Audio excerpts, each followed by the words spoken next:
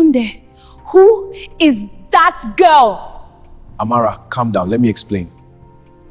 Explain what? I just saw you holding her like I never existed. It's not what you think. Then what is it? Not what I think. Amara, please. So my eyes are lying to me now? It's not like that. Then what? After everything I did for you, after loving you when you had nothing, you replaced me? Oh, please, don't act like a saint. You left me first, remember? Left you because you were struggling? Yes. You said you couldn't suffer with a poor man. Tunde, I didn't mean it like that. What I did. So I decided to test you. A testing? I was never poor. What it? Everything you saw was just a lie.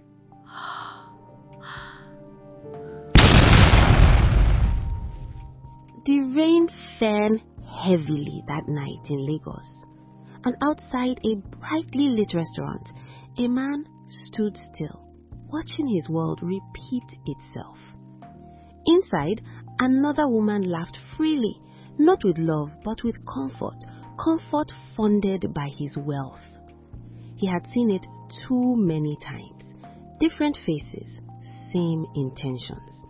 That night, something inside him changed. Not anger, not heartbreak, just a quiet decision to disappear. He was Tunde Adeyemi, a billionaire, a man who had everything money could buy, but nothing money could keep. So he walked away from it all. The luxury cars, the expensive suits, the attention, and he became invisible. In a small compound in Surulere, a new version of him was born. Worn slippers, faded clothes, a quiet life no one noticed.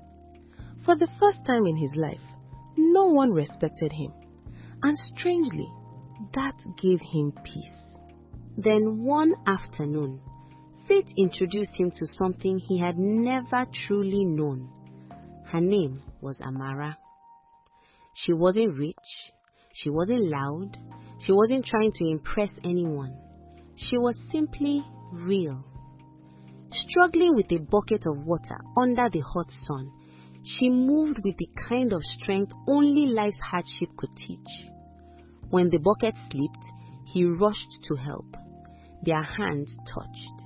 And in that brief moment, something shifted. It wasn't dramatic. It wasn't loud.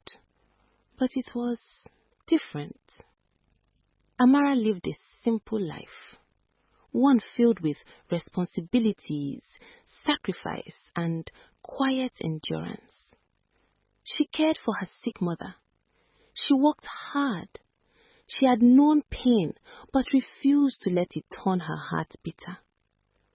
As days passed, their paths kept crossing, not by force, not by plan, just naturally. They shared small moments, simple laughter, silence that felt comfortable, peace that didn't need explanation. For Tunde, this was new. There were no expectations, no pressure, no performance, just connection. And slowly, without realizing it, he began to fall. But not everyone was happy. From a distance, someone watched. Ngozi. She saw what was happening, and she didn't like it. Not because she loved him, but because she understood something Amara didn't. Or at least she thought she did. That life without money was suffering, and no one should willingly choose it. Her warnings came with sharp words. Her opinions came with judgment. But Amara's heart had already made its choice. She chose peace over wealth. And for the first time in her life, she felt seen. As love grew quietly between them, saw the jealousy. One afternoon, curiosity led Ngozi to follow him. What she discovered changed everything. The poor man she mocked walked into a world of wealth she could only dream of. Security bowed to him. Luxury surrounded him. Power followed him. And in that moment, her mindset shifted. What was once rejection turned into desire. What was once mockery turned into strategy. She transformed. Her tone softened. Her presence became intentional. Her actions calculated. But Tunde had seen this before, too many times. While Ngozi played her game, Amara began to feel something was wrong.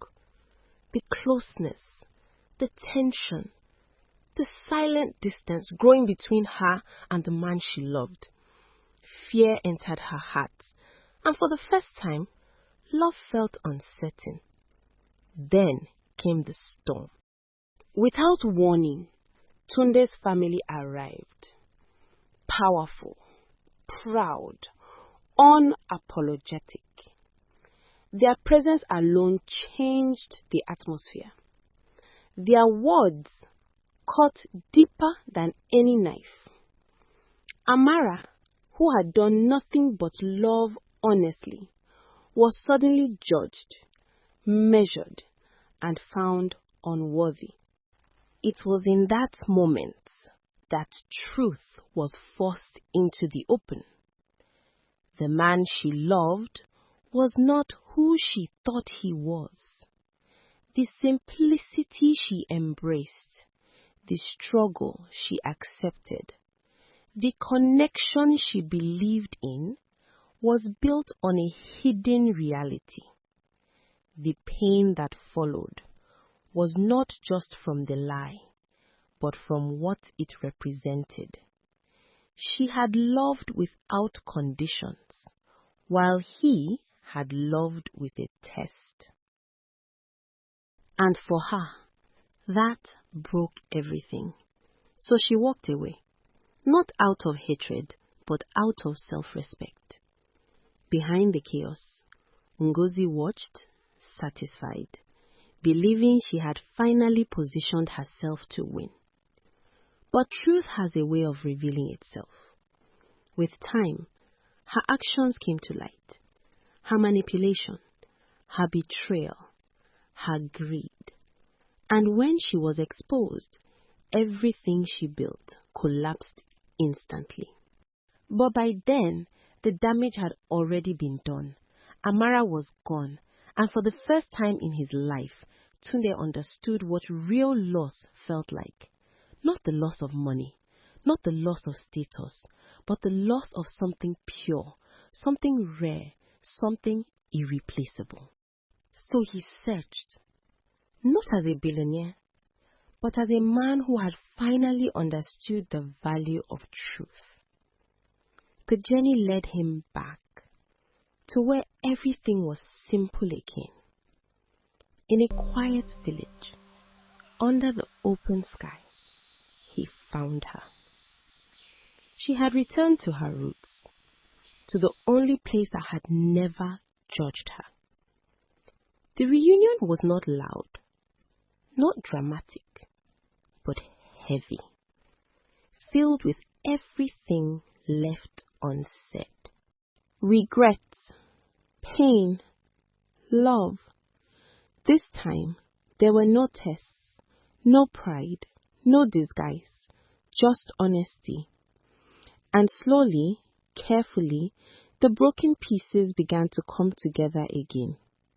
But one final challenge remained: his family. They stood between love and acceptance, between tradition and truth, between pride and understanding. And in the end, a choice had to be made, not based on wealth, not based on status, but based on something far more powerful: authenticity. He chose her fully, without hesitation, without fear. And in that moment, everything changed. Because love like that cannot be ignored. Even the hardest hearts eventually soften. What started as rejection became acceptance, not forced, but earned. And in time, they stood together, not as a billionaire and a poor girl, but as two people who found something real in a world full of pretense.